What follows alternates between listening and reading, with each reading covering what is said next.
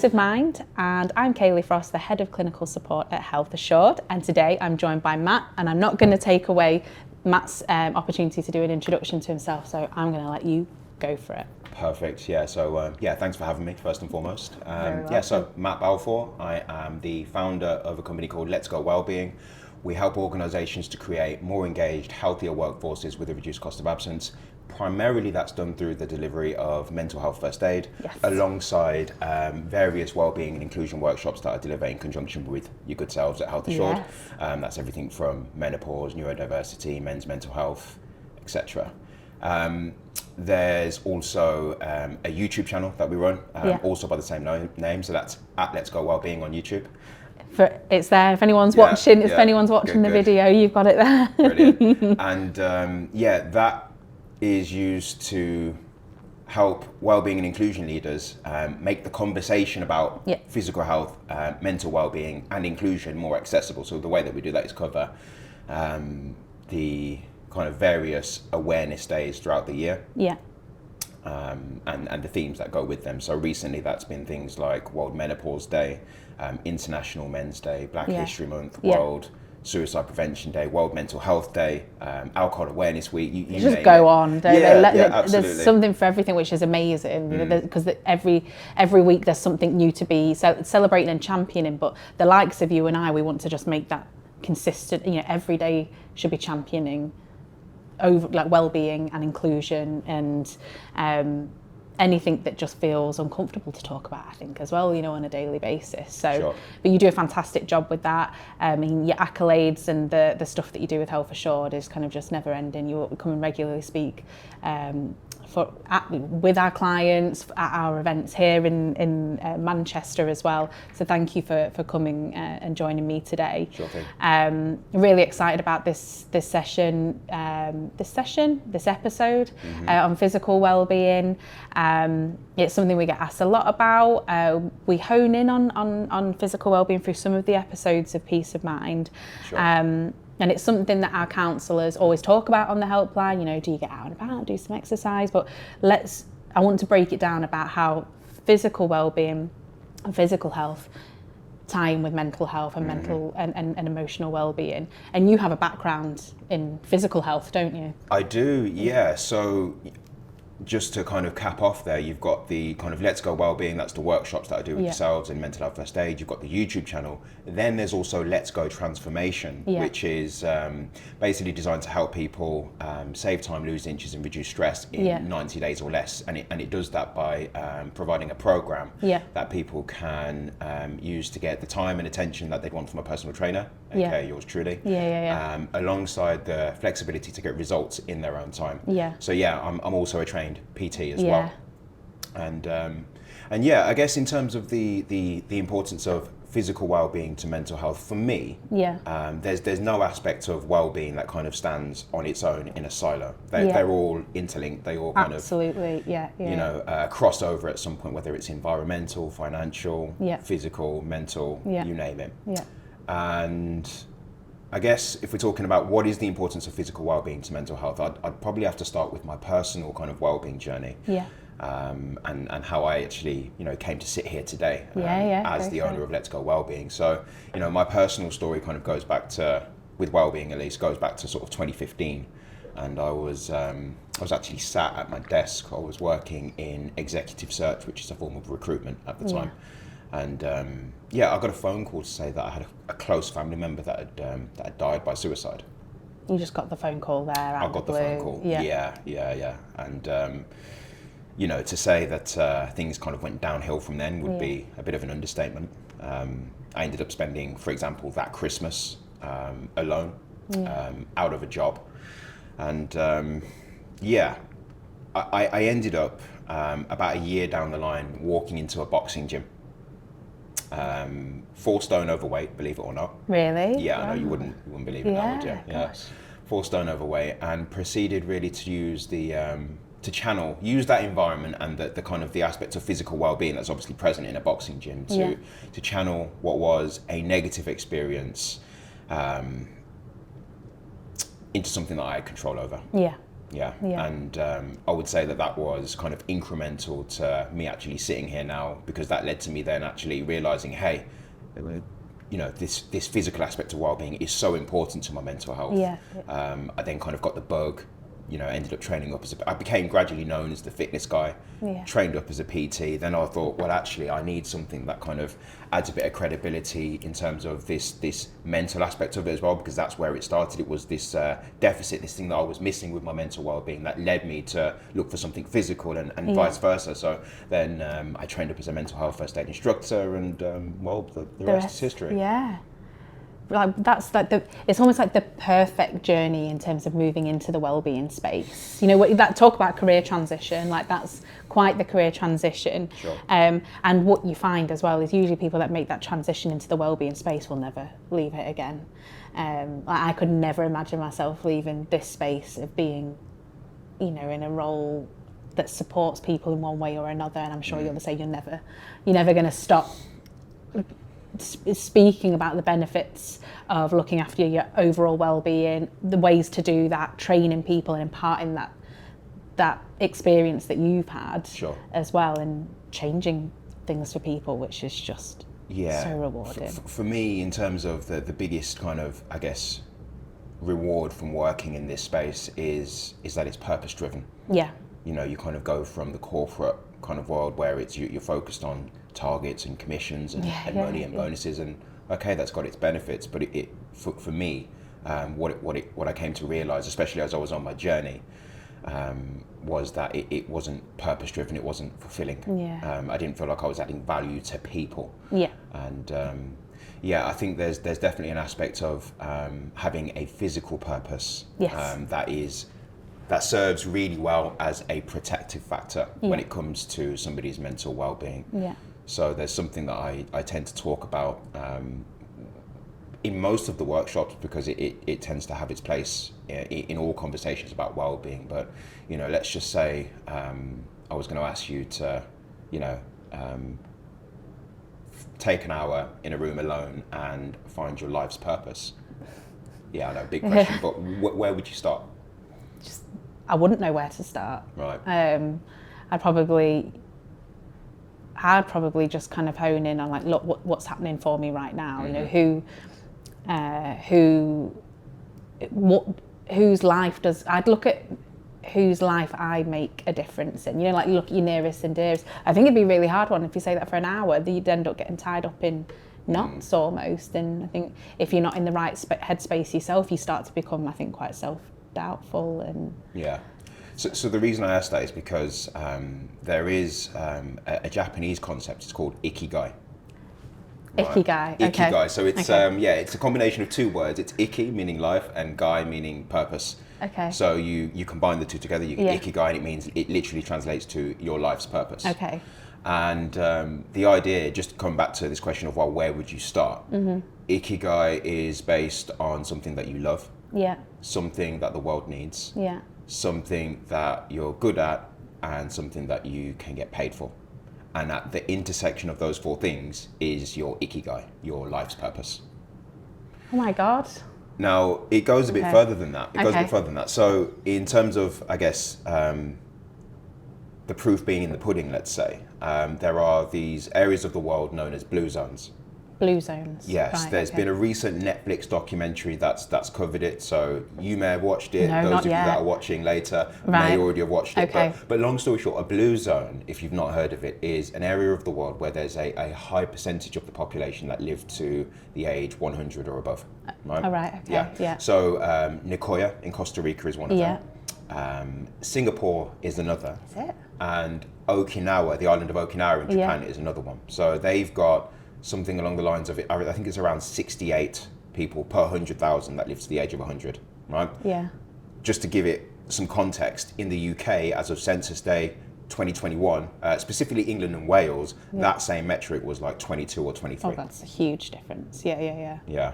Gosh. So, you know, purpose, physical purpose in the physical world, and mental health.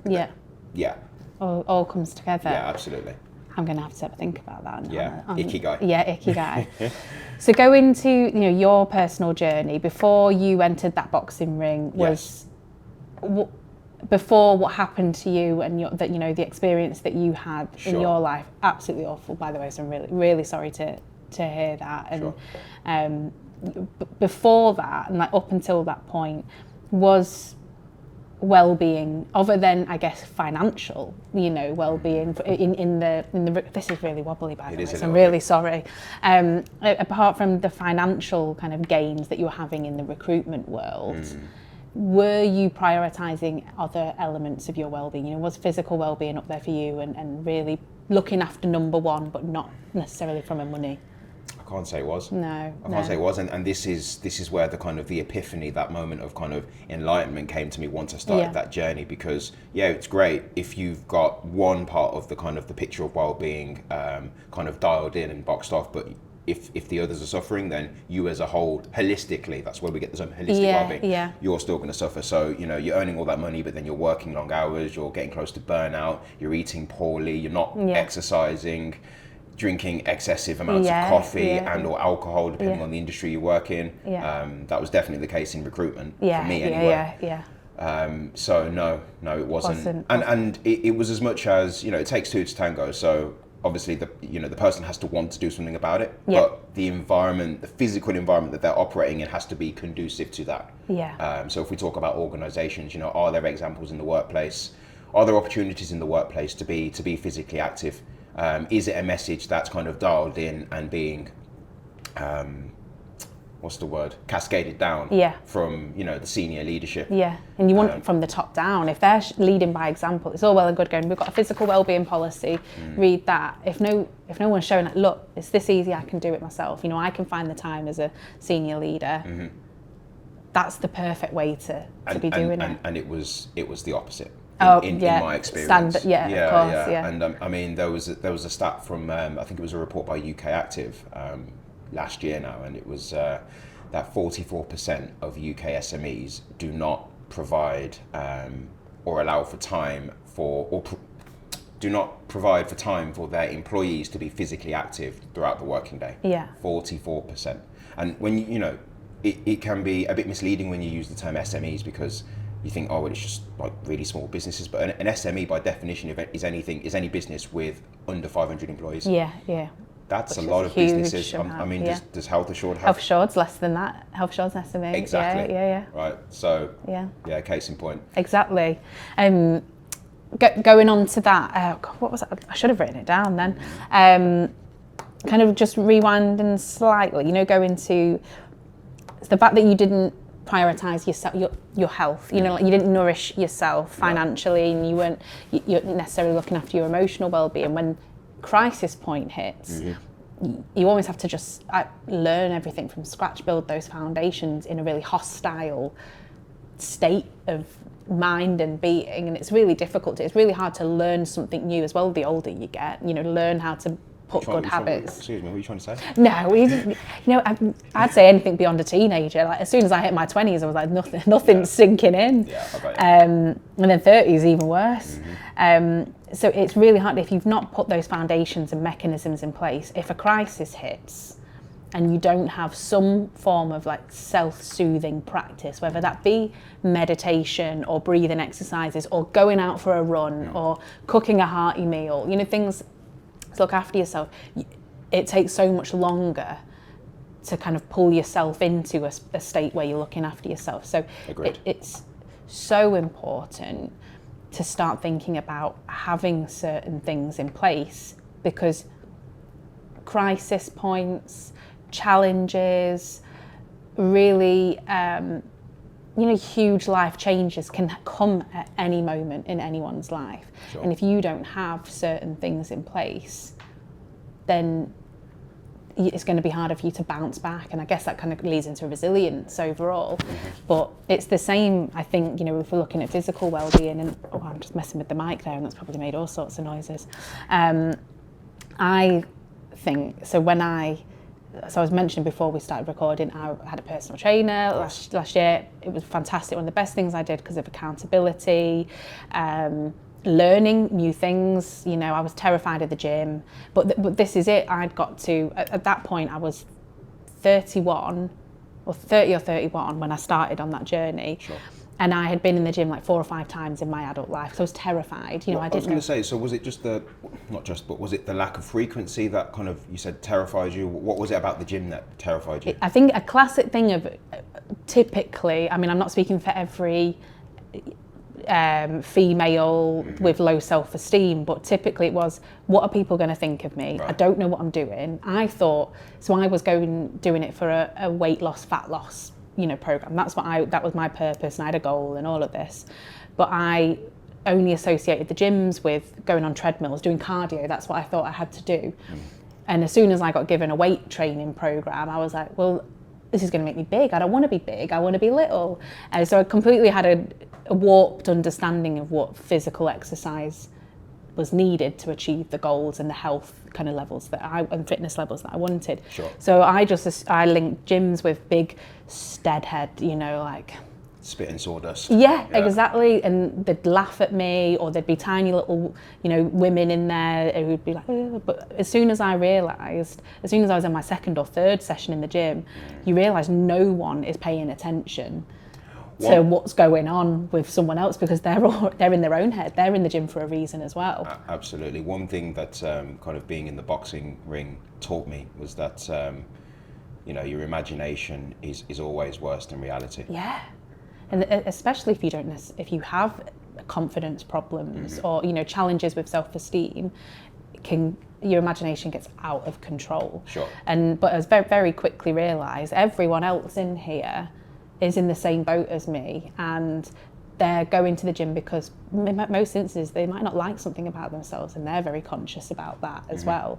So again, that was one of the things. I remember my first session, I asked my coach if he can meet me outside the front, because I was really anxious as well about, I don't know where I'm going when I go into this gym. I've never been in it before. Where's the changing room? Sure. People are going to look at me and think, oh, that's this person's first time in the gym, and they don't even know how to get to the changing rooms. Ha ha ha ha. Yeah, sure. And I just thought, this is just too much for me. I know I'm not the only person that thinks that. When I spoke with my coach about it, and he was like, you and nearly every other client that I've worked with, realising it was just a very common thing.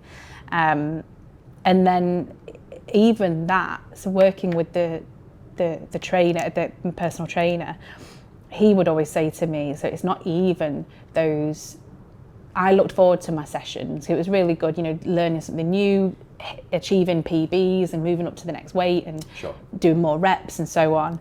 But those 3 hours a week that I met with him weren't even making that much of an impact in terms of my overall health. It was everything else that he was setting me to do. 12,000 steps a day, 3 litres of water, increasing the water intake. So I was rubbish with water intake. I obviously had certain macro goals, but you can move macros to one side. What you want is health. You want to nourish your body, get the goodness in. I'm not here telling people they need to start doing, fat loss journeys and programs and stuff. But that was just my experience with it. All of that was, and the consistency, hitting those steps every day, getting fresh air, being out in sunlight. You don't realise how much of a difference that makes. Yes, those 3 hours in the gym were teaching me new ways of strength, and it was like a hobby, essentially. It was really nice to do, and I really looked forward to it. It was everything else that was playing a part that he'd set me in my program that was actually changing my mindset completely. Yeah, you made it a way of life.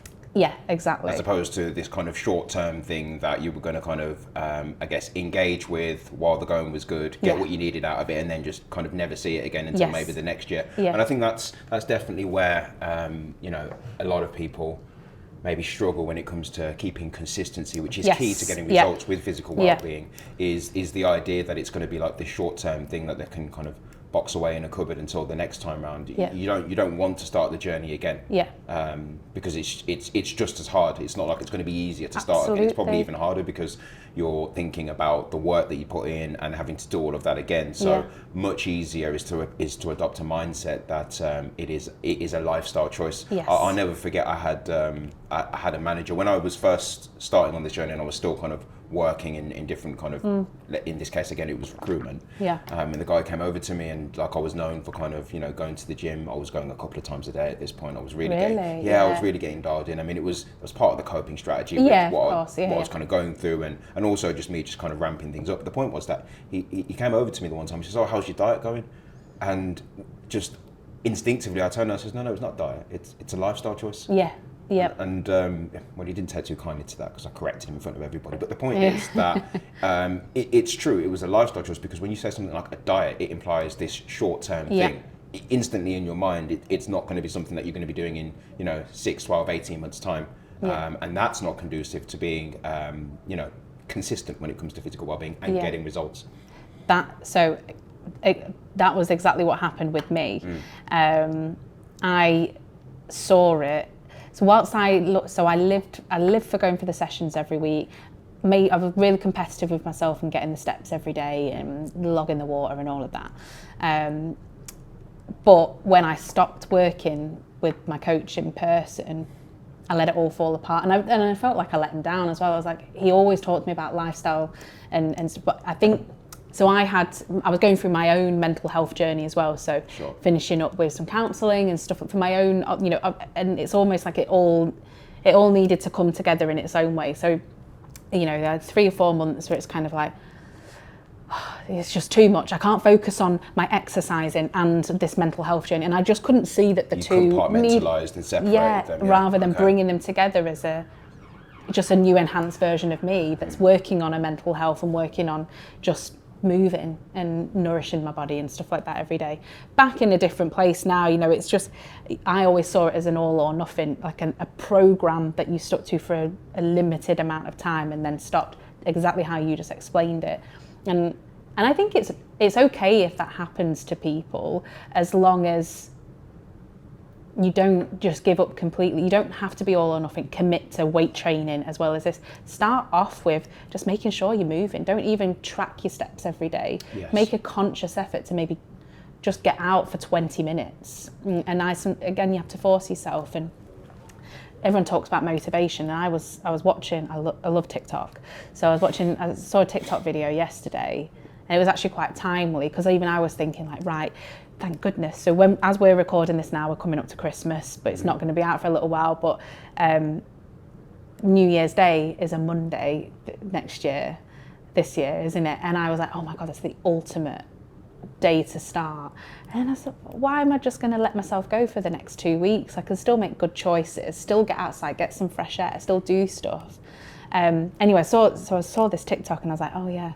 And it was something about like, God, how do you become motivated? How do you become motivated? And actually, motivation is a byproduct of taking actions. Yes. Like love is a byproduct of actions that you take with other people, going out dating, meeting people, forming friendships and relationships. And motivation, you don't just become born a motivated person.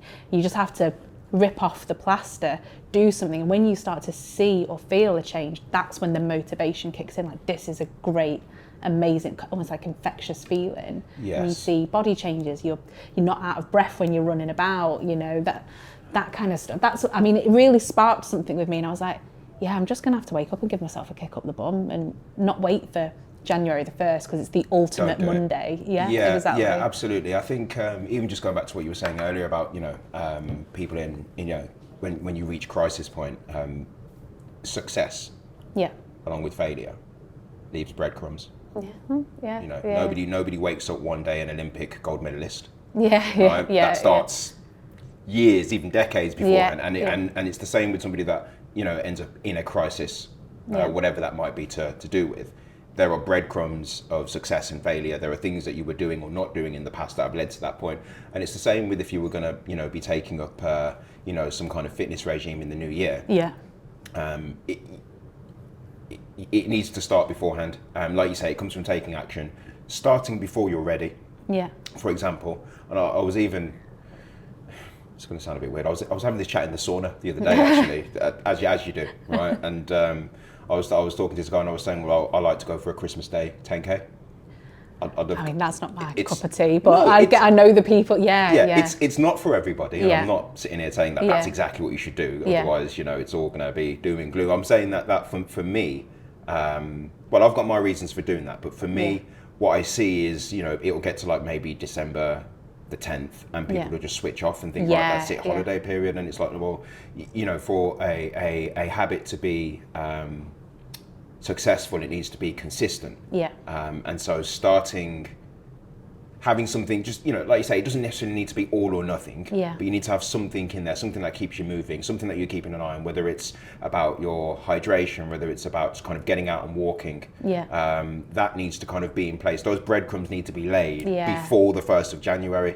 Otherwise, it's like a weight that just becomes insurmountable and even harder to kind of get off your chest and actually start something on January the 1st or whenever it is.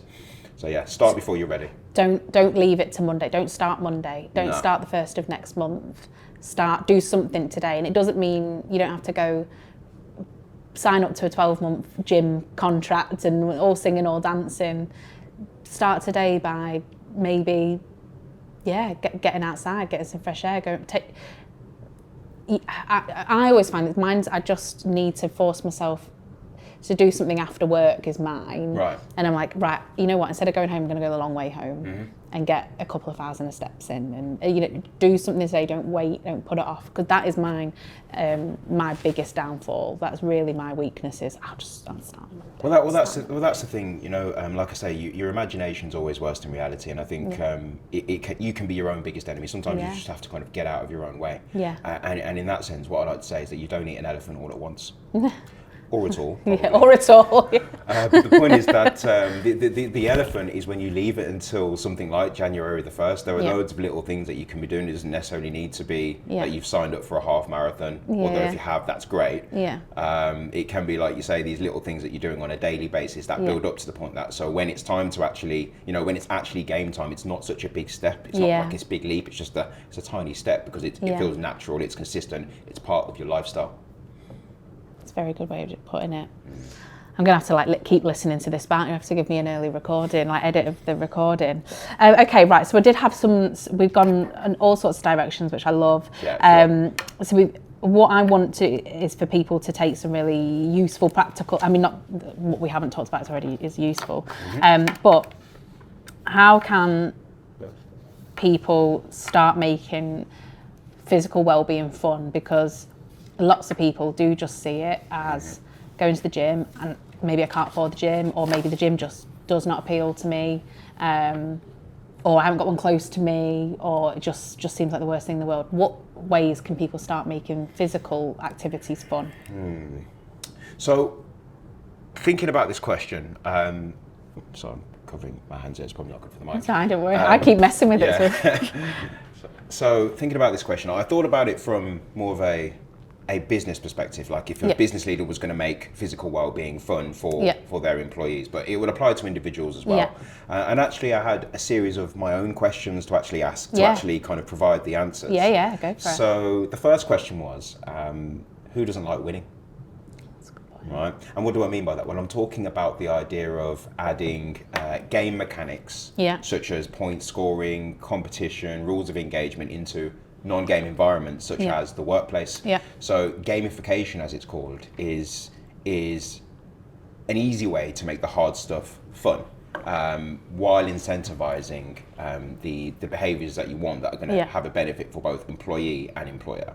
So an example of how you might do that, well, you would need a platform to obviously track things. So that might be a Fitbit, a Garmin, a Strava, etc., MyZone. You need quantifiable metrics, so that might be, steps taken in a day, flights of stairs climbed, or what's the other one? Steps taken in a day, flights of stairs climbed, or miles ran in a week, just miles, for example. Kilometers, right? And then an appropriate, that's the key word there, appropriate prize or incentive, such as, HelloFresh subscription, or that's a good idea. Vouchers towards, some sort of wearable tech.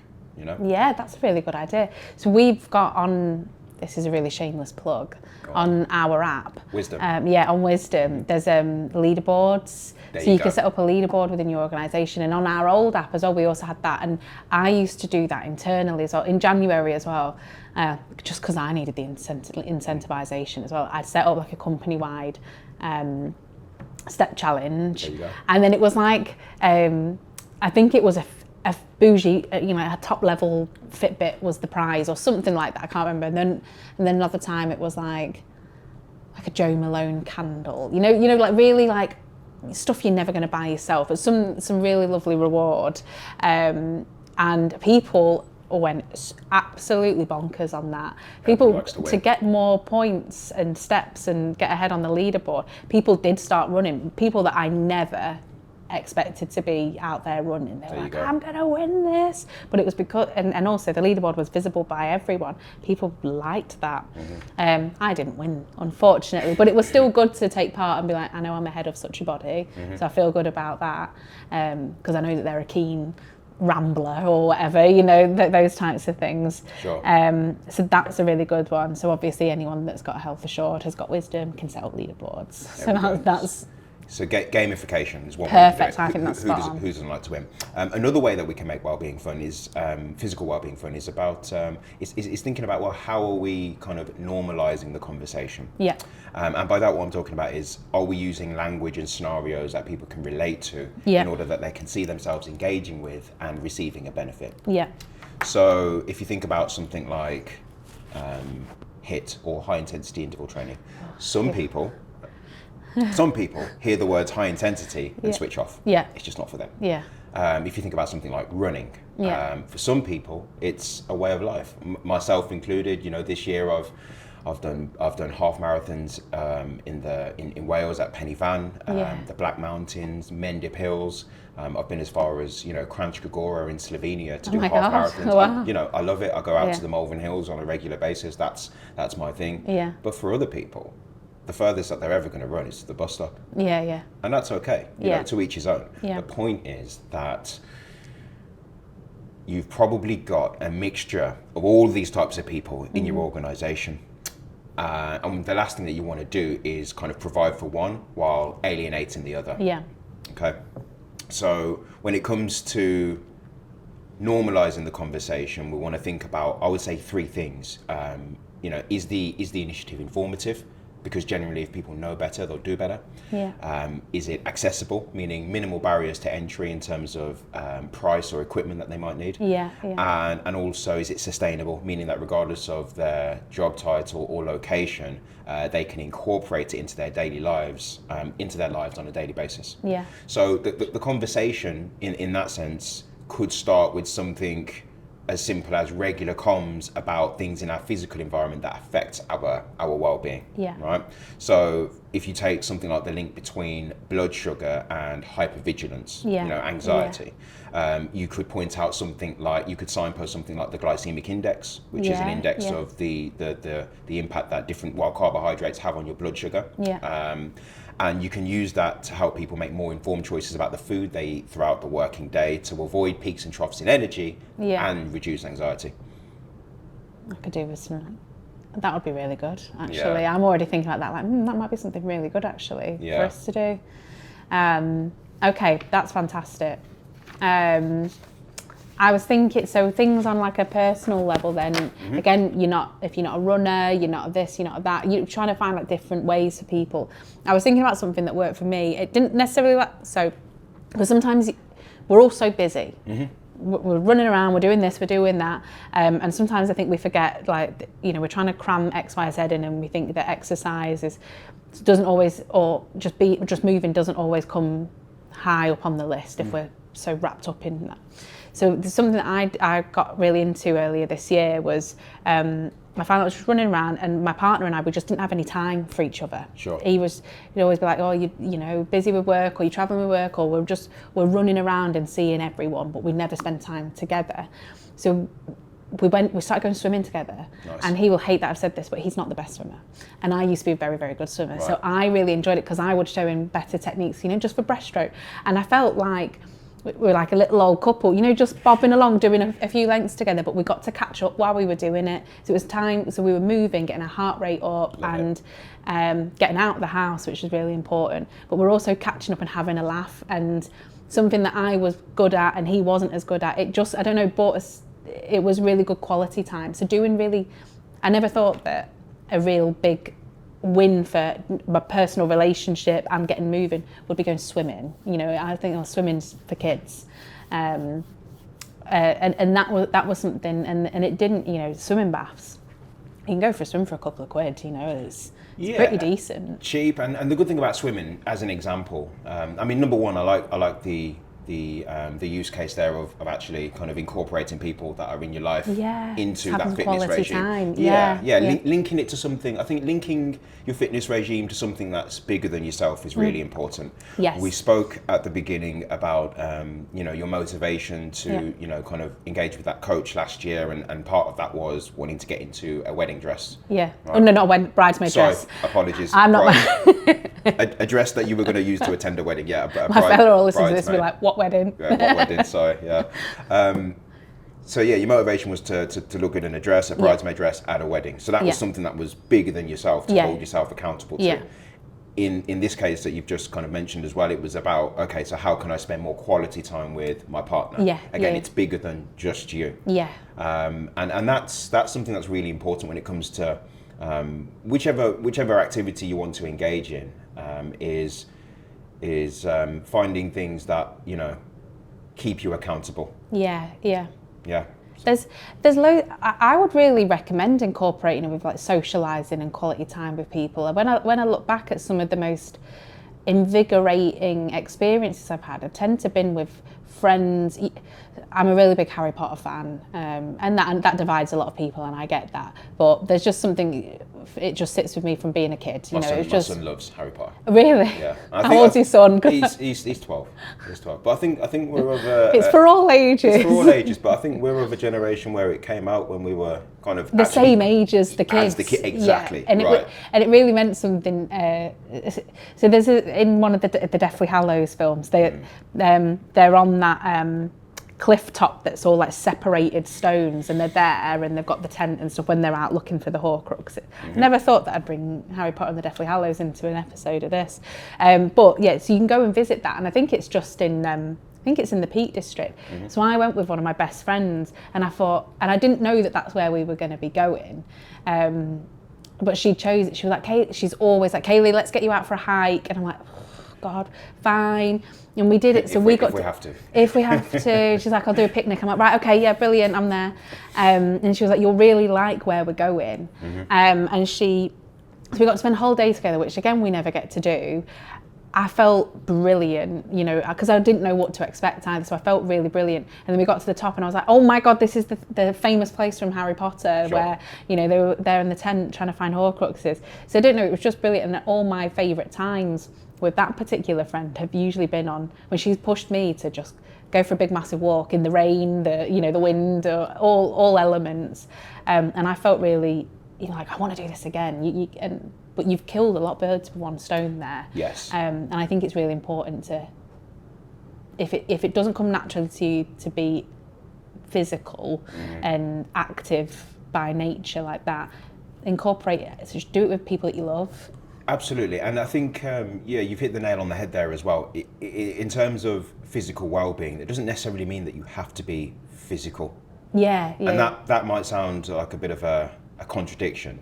And on the face of it, I guess it is, but really what I'm trying to say is, like, being physical will help, but it's also important that you're aware of how the things in your physical environment will affect your well-being. It's a good way. So we speak about, as I mentioned just then, about awareness of sugary foods and how that can increase feelings of anxiety, for example. So feelings of anxiety and energy levels throughout the day, but also things like your quality of sleep, screen time, for example. If we take an example that everybody can relate to. There is a book that I read earlier this year. It's been a game changer for me. I'd recommend everybody gives it a read. There's a review on the Let's Go Wellbeing YouTube channel, by the way. But it's called Finding Inner Safety by a sleep doctor and physiologist called Dr. Narina Ramlakhan. It's called Finding Inner Safety, the key to healing trauma and avoiding burnout. Right? So she talks about the idea that people only sleep when they feel safe. Right. So, for example, I don't know how many kind of hotels you stay in on a kind of a regular basis, but how well do you sleep when you're in a hotel? I sleep so rubbish. If my partner's not there. If I'm on my own. Right. Literally last week I was in London and I texted him the next morning. I said, and it was a beautiful room, big bed, all to myself. I was like, I just had so many bad dreams last night, and I was like, it's because he was, even though he winds me up. I was just like, he wasn't there. Yeah, and so Yeah. there's, you know, there are some people that, you know, you put a slab of rock down And they'll somewhere fall and they'll asleep. go Yeah, to sleep. yeah, But yeah. for most people, myself included, especially I'm traveling up and down doing workshops here, there, and everywhere. And you know, you go to a hotel, it's a nice big bed, probably bigger than what you've got at home, Yeah. bigger, fluffier pillows. Yeah. Why don't you sleep so well? Yeah. Well, in this book, she explains the 4 levels of safety. Okay. Right. So you've got consciously safe, Yeah. unconsciously safe, consciously unsafe, and unconsciously unsafe. Okay. And the idea is that if you're out of your kind of normal environment, Yeah. there's some part of your subconscious that knows that you are unconsciously unsafe or in a new or potentially threatening environment, and that's what kind of stops you from sleeping. Yeah. That's fascinating. I never even thought about that. Yeah. So the point here is that she's talking about, all right, so how can we kind of get better at getting a better night's sleep? And one of the things she talks about is actually ritualizing your kind of switching off process at the end of the night, like having non-negotiable actions that you take on a daily basis that ensure that you get a quality night's sleep. One of those for me is about screen time, managing my relationship with technology. Are you quite disciplined with it? Yes. Well, I'm trying to be. I try to be. Yeah. One of the things that I do for sure is after a certain time in the evening, my phone goes on Do Not Disturb. Yes. Yeah. Right? Same. That's the first thing. You know, I'm managing my accessibility. Yeah, Right? Because yeah. otherwise, you know, I swear there's something on the phone that if you put it down, the app knows, and then it'll start buzzing. Yeah, Right? Because yeah. I don't know if you noticed that when you put the phone down, it starts buzzing. Yeah. I don't think it's coincidence. Yeah. But the point is, do not disturb. And then I'm trying to limit it, my exposure to screen time before I go to bed, within the kind of the couple of hours before I go to bed. I don't really like to sit and watch TV, to be honest, because specifically in terms of physical things that affect our well-being, the excessive screen time, especially before bed, actually suppresses melatonin production. So melatonin is a hormone that is basically controls your circadian rhythm, your sleep-wake cycle. So you know, there are high levels secreted in the nighttime when your body senses that the sun's going down, and that's getting us ready to rest and go to sleep. But there's something about the wavelengths from electronic devices that actually interferes with that, suppresses it. And it's the best example I can give is that if you've ever, I don't know, woken up at some obscure time, maybe gone to the toilet, come back and thought, oh, I'll check my phone, just a cheeky check on social media, see what's been going on at like 1 a.m, because you know it's going to be really important. And then the next thing you know, it's like 4:15, and it's closer to the time where you need to get up. And it's that having an effect, because it's stopped the melatonin, which is obviously the thing that's keeping you, you know, in a position where you want to sleep. So I forgot how I started this one, but in terms of being aware of the physical things in our environment that affect our well-being, that will be one of them. In terms of screen time and your relationship with technology, is what I'm trying to say. That's and linking in with sleep hygiene, I think this links into one of the things I find is if my my living environment or my environment around me feels chaotic, I feel like I'm not in control. So it's my physical environment around me, whether that's my desk at work, if my bedroom, you know, if there's piles of washing or the bed's not, you know, little things like that, they can have an impact in, so physical environment in that respect as well. And, you know, if you feel like your bedroom's upside down or whatever, that's going to impact on your sleep hygiene as well. You know, you need certain temperature, you want nice fresh bed, loads of little things. I never really thought about physical well-being being your surroundings. Tangible things. Tangible things, and this is what I'm saying. So it helps if you can be active, because ultimately you can't outrun a bad diet. But just being aware, like you say, of the little things in your environment, the incremental changes that you can adjust or make, that are going to have a much bigger impact. I mean, there's been a study into air pollution, for example. I was literally just thinking about air pollution. That is mad. So specifically, that's weird. Specifically, there was a study into the effects of exposure to increased levels of diesel particulate matter, such as nitrogen oxide, and increased use of mental health services for psychiatric conditions such as schizophrenia. It was a 7-year study. And it was published in the 7-year study. It was a correlational study published in the British Journal of Psychiatry. They used de-identified data from 14,000 individuals that had accessed or used the South London and Maudsley NHS Trust, and were living in in areas with high levels of particulate matter and high levels of pollution. And they found that there was an increased short and long-term correlation between living in those areas and accessing those services for psychiatric disorders such as schizophrenia. The thought behind it, at least this is what the study says, is that the particulate matter in those areas is actually small enough to permeate the blood-brain barrier, which then it can get through to the neuroreceptors in the brain, inflame them, and that's what can cause psychosis, for example. So, yeah. That is similar. So I was thinking, loads of people, with the cost of living crisis that's been going on, people are struggling with like heating bills and stuff.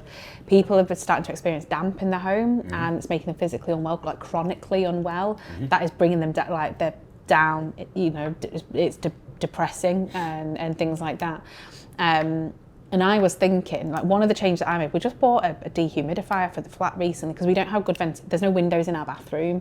And I was starting to notice damp, and I'm like, oh God, we can't afford. It's quite easy to build up then, isn't it? It's really bad. The washing and the air we're cold all the time. It was bringing us down. We got a dehumidifier. This is like the homemaker in me. I'm buzzing because the washing is drying 4 or 5 hours. I'm like, yes, we don't have to wait 5 days for the washing to dry, out on a maiden anymore. The air quality feels better. We don't feel like we're constantly, got something sat on our chest, like chesty cough and struggling to breathe, because that's what it's starting to get like. And if that was like just somebody taking a weight off your. It's been, and again, I've never really thought about that, but it was. I mean, the seasons changing can affect you in multiple ways. I wasn't not been getting enough sunlight and stuff, but since we got that dehumidifier, it was only 2-3 weeks ago. Like, everything's felt lighter in the flat, and I don't know if sometimes it's a bit psychosomatic. You're like, I can breathe and life is great. And even things like the washing's not out for 4 days, drying, smelling of damp, things like that. But they can really play into things. Yeah. So 2 things there. I do have I think it's funny. It's a funny story about a washing line and clothes drying, actually. Okay. It's just for me travelling up and down, you don't always get the time turnaround-wise to dry your clothes, to wash and dry your clothes. Yeah. And fairly recently, I was in that situation where I had a quick turnaround and I had to drive. There was like a 5-hour drive from where I live in Gloucester up to Newcastle. And the stuff would wash. We get you driving all over the place, don't we? Yes, thank you, Matt. Exactly. Yeah, I was all over the place. And I ended up I had some string, because I was using it for a thumbnail. I ended up having some string and I had to tie it across the back of my car and use my God. So you've got I took a picture, there's a picture of me and basically a washing line of stuff on there in my car. I mean, it dried. It worked. Yeah, that's brilliant. But I also wanted to pick up on what you said about the psychosomatic responses. Yeah. The psychosomatic responses. So that link between what's going on in your head and then how that can affect you physically. And there was another study actually in that same book, Finding Inner Safety, and she talks about how unsafety is measured in the lab and the psychosomatic responses to stress. So if we talk about the physical environment, if you're in a stressful environment, an environment that your body feels either consciously or unconsciously unsafe, such as a really stressful, high pressure working environment, there is a psychosomatic response to that. And the lab kind of tests that were done on people that were kind of living and working in investment banking firms and hedge funds and things like that, stressful, high pressure environments. And they found that there was, in all of these people, a correlation that from working in those environments, they had, they described it as truncal thickening. Called what?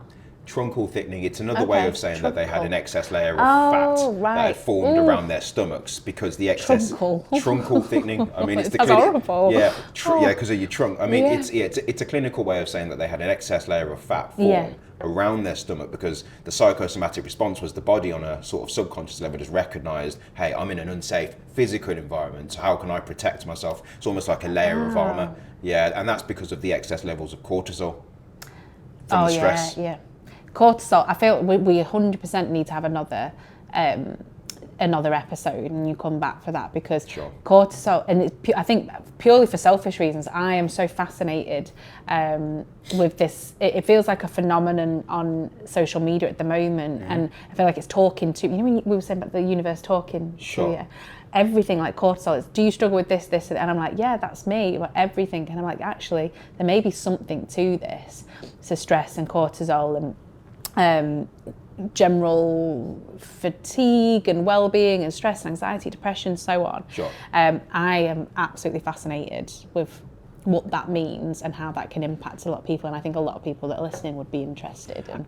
Yeah, absolutely. I mean, it's either the universe listening to you or your phone, or it's either the universe listening to you or your phone. Yeah. Who knows? One of the two. The interesting thing about cortisol is that I'm not sure how many people know this, but it's known as the stress hormone. It actually gets a bit of a bad rap because that same cortisol is used to wake you up in the morning. Yeah. You know? But there are imbalances, or supposed imbalances within people that it's just not. It's almost like it's not being used in the right way all the time. It's not doing what it needs to do in the right way all the time. It's still getting you up in the morning, but it's maybe not. It's like it's not at full capacity. It's getting you up in the morning, but it's getting you up groggy. Yeah, sure. And you narky and moody and mardy and stuff like that in the morning. So it's still doing like half a job. And I just watching so many videos about balancing out your cortisol levels. So they're working at optimum speed, optimum efficiency and stuff. So I think that's another fascinating thing. Again, there's so many elements of physical wellbeing we've touched on, but we should definitely make an agenda for the next things to talk about and get you back again, because I want cortisol to look at. I want to do more, I think, about circadian rhythm as well. I think because I'm fascinated by circadian rhythm as well, and a lot of the counsellors, my counselling colleagues, they talk about it a lot as well, and I think that is a huge part of overall well-being as well that's never really talked about. We've touched, you briefly mentioned it before, and I think listeners will be intrigued with that. So I think we should look at circadian rhythm, we'll look at cortisol, sleep hygiene in more detail as well, because that is just, again, so underestimated and undervalued as well. There's people that go to sleep, they think that they've nailed their well-being approach because they're getting up at 5 every morning to go for their run and what have you, or go to the gym, but are they getting good quality sleep there? So they think they've nailed life. Sure. But are they actually verging on burnout and stuff because the quality of the sleep? Exactly. No kind of element of well-being, as we mentioned already, kind of stands on its own. And definitely let us know in the comments section what you'd like us to know, what you'd like us to cover next time. I've never said that actually in one of these. You see, you're a true YouTuber. I'm trying to be. I'm trying to get there. Hit subscribe. Did you look into the camera and say that? I didn't say. I'm looking now. Hit subscribe. Well, I think you definitely come back and we'll talk again. I think we'll talk more about circadian rhythm, explain what that is. Let's look at stress and cortisol levels and sleep hygiene. Absolutely. I think it's like we're about to start like a mini series here on this. I think we've touched like high level about physical well-being, and I think a lot of people will be really keen to, because it's more selfish. I want to know more. Okay, right. So let's summarise some takeaways, because we've gone all around the houses, round the avenue, down the street, come back round again. But it's a conversation about holistic well-being, so that's correct. That's okay. So what would you say? So if someone listening to this right now, they don't know where to start. They think that physical well-being is a huge mountain that they need to climb, metaphorically and maybe physically as well. Where can they start? What do they need to bear in mind? And how can you make the listener feel that it's not this huge, huge elephant that you have to eat? Yeah. Okay, so start off small, because like you say, you can't eat an elephant all at once. Start before you're ready. And that's it, yeah, start off small, start before you're ready, and attach your accountability to things that are bigger than yourself, whether it's looking good on the beach for your next kind of summer holiday, whether it's a wedding or a bridesmaid dress that you want to look good in, whether it's a new suit that you've brought and you think, hey, it's going to look good, but actually the smaller one's better. Whatever it is, make sure that you've got different things that you can kind of attach your accountability to. It might be that you put something on the side of a fridge that you can kind of mark off, and you've got an incentive that you say, right, once that's done, I'm gonna buy myself this. or any of the other things that we've mentioned. Attach your accountability to something that's bigger than yourself. Again, it could be like you mentioned with yourself, like for enhancing the quality of your relationship. In terms of involving other people.